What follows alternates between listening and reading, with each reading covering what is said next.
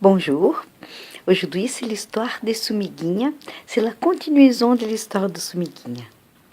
Bon, on avait déjà raconté l'histoire de Sumiguinha qui essayait d'amener une très grande feuille à son fourmilier. Et alors sa copine Hormiga a voulu l'aider, elle a tout mangé. Et après Sumiguinha était très triste et très fâchée en même temps. Et alors Hormiga a pris une plus grande feuille. Et alors, voilà, Sumiguinha avait une grande feuille pour l'hiver. Et là, une fois dans le fourmilier, l'hiver est arrivé. Alors tous les fourmis savaient qu'elles devaient fermer bien les fourmiliers. Ils restaient là-dedans et s'amusaient avec ce qu'elles avaient pour l'hiver. Bon, et ce que personne n'en sait, c'est que quand les fourmis, elles sont cachées au-dessous de la terre, il y a beaucoup de belles choses qui se passent là-dedans. D'abord, elles ont des trous et des tunnels qu'elles passent et qu'elles s'amusent avec des toboggans de tunnels.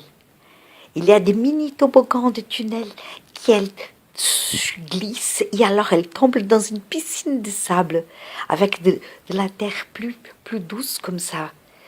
Et alors elles se plongent là-bas, elles jouent les unes avec les autres, toutes les bébés fourmis, les enfants fourmis.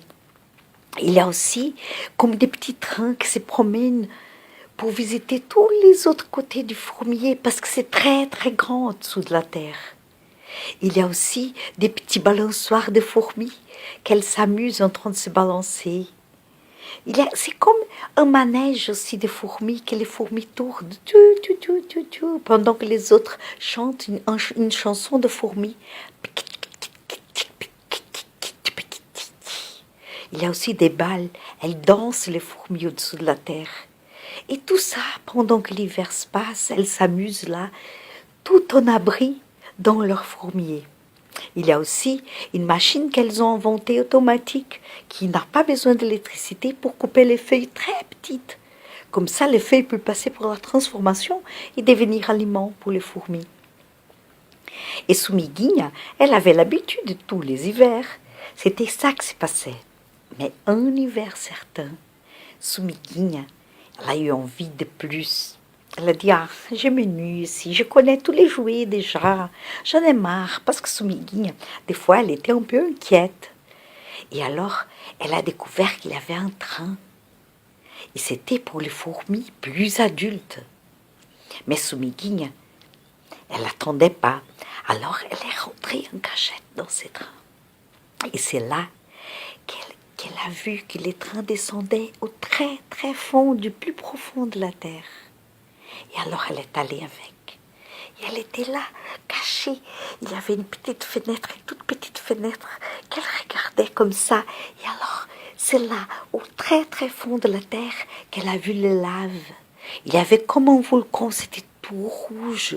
C'était comme une rivière de feu. Et la petite fourmi, elle était enchantée. Et elle avait déjà entendu les histoires des anciens qui disaient qu'une fois dans les tréfonds de la terre, si on n'avait plus peur et on se laissait aller, on pouvait passer par une métamorphose. La petite fourmi, Sumiguinha, elle a dit, je crois que je suis prête. Alors qu'est-ce qu'elle a fait, cette fourmi? Elle est allée derrière les trains. Il y avait une petite porte. Elle a ouvert. Il y avait une deuxième porte. C'était une porte coupe-feu. Elle a dit, je vais aller. Je sens que je suis prête. Alors elle a ouvert cette deuxième porte. Et alors il y avait tout près d'elle cette rivière. C'était comme une grande soupe géante, comme un lac des rivières rouges, de l'eau rouge bruyante du feu, comme les laves du volcan.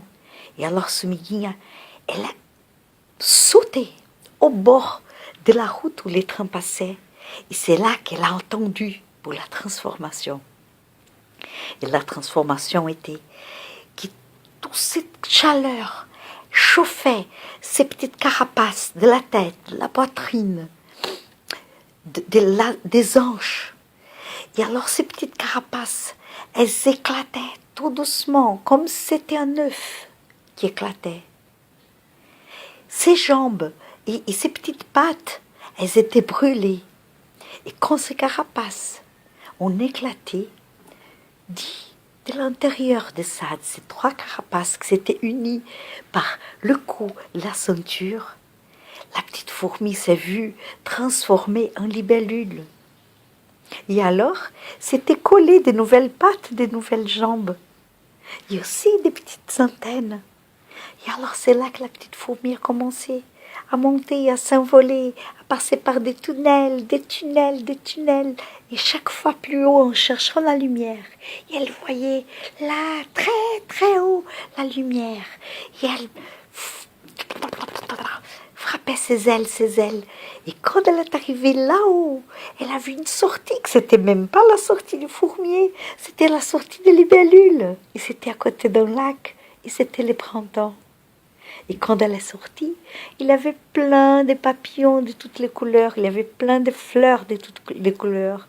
Les poissons sautaient, l'eau du lac était fraîche, et elle était là, il y avait plein de libellules aussi. Alors c'était génial, des fois elle passait à côté du fourmier, elle voyait ses petites amies qui travaillaient, qui marchaient comme ça en queue, sont toujours en train de faire toujours la même chose. Et elle pensait, ah, si ces fourmis-là, si elles pouvaient oser, l'hiver prochain, elles pouvaient me rejoindre ici après pour les printemps. Parce que c'est bien d'être fourmi, mais c'est encore mieux d'être une libellule.